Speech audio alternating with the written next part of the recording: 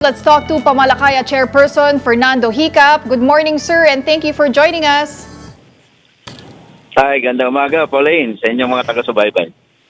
Alright, sir. So, 3 linggo na po mula nang tumaas ang presyo ng krudo dahil sa gyera sa gitnang silangan sa Middle East. Kamusta na po ba ang araw-araw na sitwasyon ng ating mangingisda? Yes, so before pa naman, no, itong gira sa, sa Middle East, itong walang katuturan, no? Tagirang inilulunsad ng Israel at saka ng US. Ang mga isda ay talagang hirap na, no, yung buhay. Actually, sa gasolina nga, ay 80% ng total production namin ay pupunta lang sa gasolina.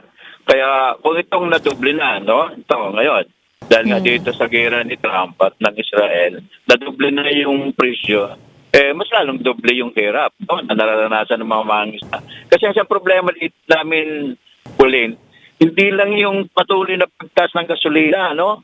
Ang problema namin, sinasamantala pa ng ilang mga traders yung pagtaas ng gasolina para parating yung bili sa amin. Kaya doble, mataas yung gastos namin, pinapat pa kami ng mga pagsamantalang traders.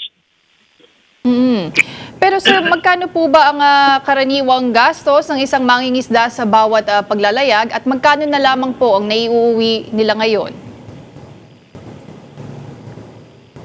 Ang gastos dati, depende kasi yun sa lugar, no? Yung pangisda, yung pangisdaan, no? Kung halimbawa, kung dito sa Manila Bay, dati-dati, ang gastos namin dyan, 2 hanggang 3 litro laot sa isang gabi. Nung wala pa po yung dredging and reclamation, no? Kasi nandyan lang kami, pakalabas dyan sa may mga taungan at mga baklad, ay nandun na ng isda, no? Kami noon. Pero ngayon, dahil ni-reclaim at drainage, yung mga pangisda namin dyan, yung 4 reps dyan sa may sa Nicolasol, nandun na kami nangingisda sa may bahagi ng Zambales saka Mindoro. Kaya yung gastos namin 3 litro, umaabot na ngayong mga 20 hanggang 30 litros yung ginagastos namin. Kaya napakabigat na nun, Pauline. So sa kasalukuyang sitwasyon po, sir, magkano na lamang po ang natitira o kinikita ng isang mangingisda? Sabi, merong mga report sa amin na kinita na lang nila nung kahapon, no? Sabi sa akin, 50 pesos daw yung parte niya. Kung yung isa naman, meron daw 150. Ganun, lumalaro. Nako, 150 Yung na kita lamang nila po. ngayon. Parang hindi naman na po talaga sapat iyon, sir, ano? Pero sa kabila ng mataas na presyo ng krudo, may mga ulat din daw po, sir, na may ilang gasolinahan na tumatangging magbenta ng diesel kung ilalagay kasi sa container, Yes. ano? Problema din po ba yan ng ating mga mangingisda? Tama po yun.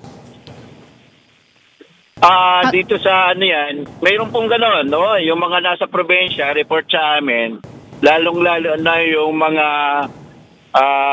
pambot na nagpapasahero, yung galing halimbawa sa mainland papunta sa mga isla, kailangan mo dalhin yung pambot mo bago ka bentahan. Tapos may limit, no? Yung mga mangingisda ngayon, pwede pa namang gamitin yung container at galon, pero dala mo yung rehistro ng bangka mo. Kapag hindi mo dala yung rehistro ng bangka mo, tapos may limit na 10 litro. Nako.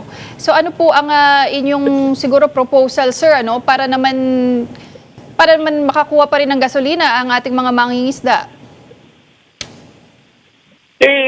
Di ba taliwas ito Pauline doon sa payag ni Secretary Garain ng DOA. Sabi niyo, wag tayong mag-alala, wag tayong magpanik dahil wala namang crisis langis. Bakit ganito yung nangyayari? Yung isang malaking problema dito, kapag bawas, no, yung nabibili mo, ang ibig sabihin lang naman, maliit sirin yung pangisdaan mo at pati yung panahon mo.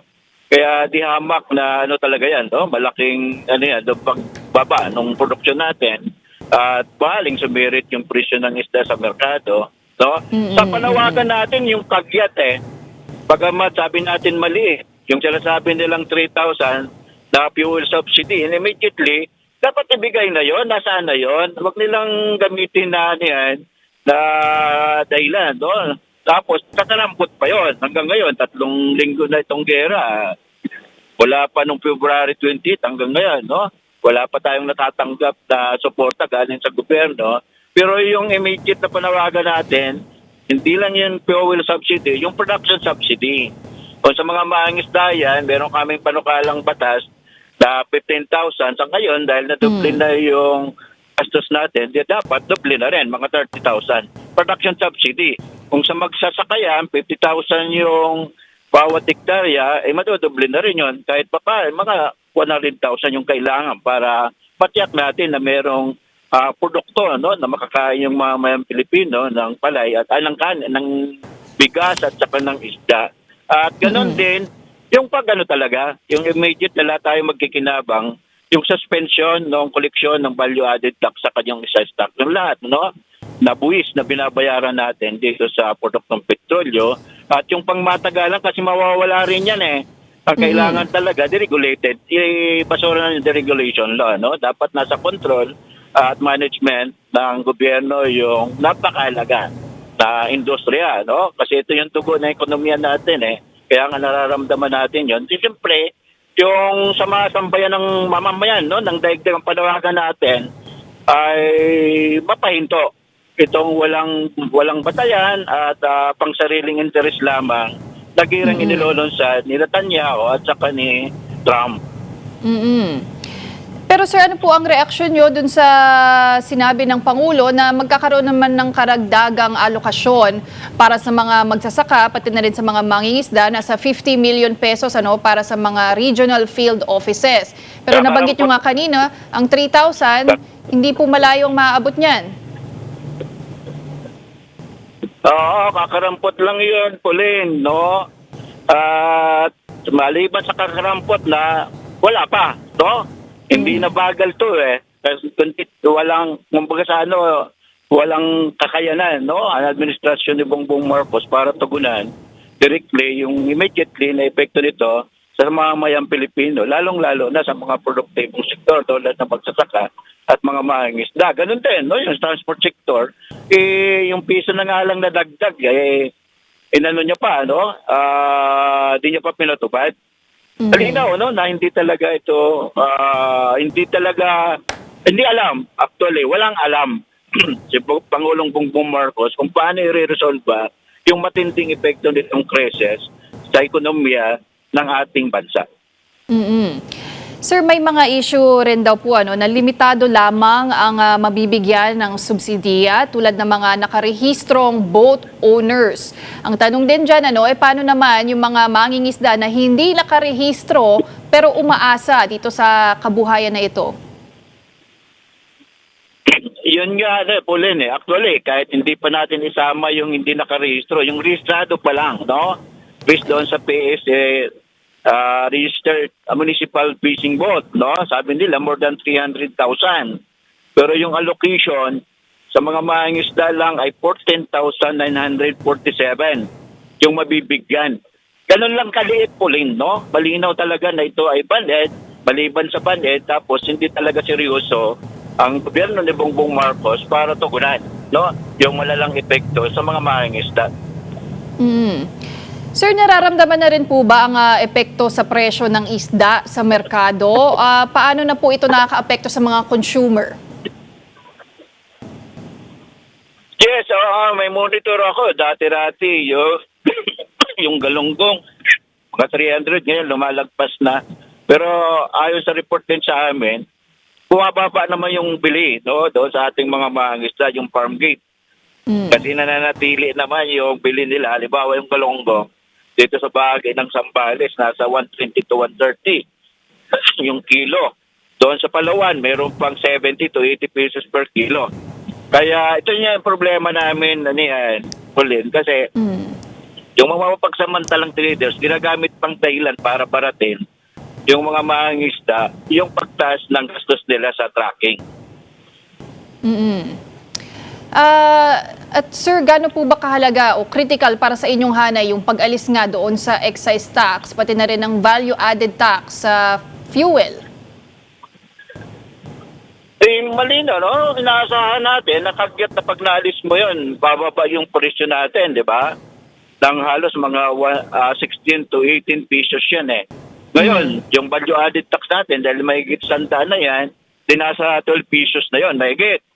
Eh, yung excise tax natin, automatic 10 pesos per liter yon eh, sa gasolina. Kaya pag sinama mo yon, eh, ganun kalaki yung magiging pakinabang natin directly, no? Doon sa pagbaba ng presyo. Dapat maramdaman yon, no? Dapat ano yon sa pagbaba ng presyo ng gasolina sa bawat pagbili mo, no? Hindi dapat samantalahin ng mga kartel sa langis itong pag-alis ng value added tax sa excise tax para samantalahin nila na sila magkinabang. So ang panawagan po ng pamalakaya ngayon ay tanggalin na nga ang excise tax, ang value added tax sa presyo sa krudo, no sir, pati na rin ang pagbigay na ng subsidiya na kahit hindi sapat itong 3,000 Yes, pesos opo. ay ibigay na sa ating mga mangingisda kasi 3 linggo na rin kayong naghihirap ano. Pero may panawagan din daw po ang pamalakaya sir na pagtaas ng sahod sa 1,200 pesos kada araw lalo na sa gitna ng krisis na ito. Yun po yung mga manggagawang mangingisda. To. Sinusuportahan namin yung panawagan ng Kilusang Bayo no, na isa batas na yung national minimum wage. No? Yung nakabubuhay na sahod, 1,200 monthly. No? At bahagi rin no, yung mga mangingisda doon sa magkikinabang dyan, lalong-lalo na yung mga manggagawang mangingisda sa mga palaisdaan at saka doon sa mga commercial fishing vessel. Pero sir, sa gitna ng patuloy na pagtaas ng presyo ng krudo, kung magtuloy-tuloy pa rin po ito, ano po yung nakikita ninyong magiging pangmatagalang epekto nito sa seguridad ng pagkain sa Pilipinas? Ako, lagi ako kinakabahan. Minsan dinadalam na ako bawat pagtulog. Paano na kaya mangyayari sa mga mangingisda? Ngayon na ay hirap na sila doon sa pagkain nila sa araw-araw. At mayroon na nga lang naglulugaw, paano pa kaya kung wala na silang kita, tuloy-tuloy yung pagtaas ng pagkain sa ating bayan. Ito yung nakakatakot doon, no? Magkaroon talaga ng mga anti-social na activity yung ating mga kababayan para i-resolve yung epekto ng krisis sa kanilang pamilya at tayo mag-away, no? Kaya ito yung panawagan natin sa ating mga kababayan. Sa atin, kailangan tayong magkaisa, lalong-lalo na sa ngayon, no? Itong gira, nilulunsad na Trump at saka ni Netanyahu, no? Na epekto sa atin. Kailangan natin mag-organisa at dapat ay makipagdialogo at tumilos tayo sa gobyerno, lalong-lalo na kay Presidente Bongbong Marcos na kagyat, no? Nang magkaroon ng komprehensibong plano, paano tutunan yung kagutuman. Sir, kayo po ba ay nakikidialogo na sa BFAR o sa Agriculture Department? Actually, meron na kaming mga ganun, no? Nag-dialogue na kami sa BIFAR. Immediate na pinag-usapan namin yung fuel subsidy, paano mabibigyan lahat ng mga registered primary, tapos paano natin aabutin pa yung mga hindi pa rehistradong. At sa kabila nitong challenge para sa inyo po sir, may balak po ba na magsagawa ng strike o demonstration ang pamalakaya? Yes, tuloy-tuloy naman, no? Yung aming mga pagkilos maliban doon sa direktang pagkikilahok, no? Doon sa welga ng mga transport sector nitong nakaraang araw.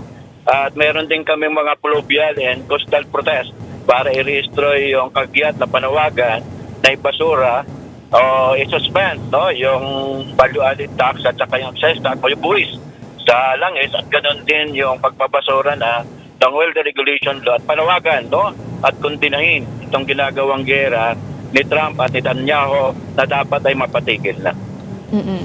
Sir, maraming salamat po sa inyong oras. That was Pamalakaya Chairperson Fernando Hicap.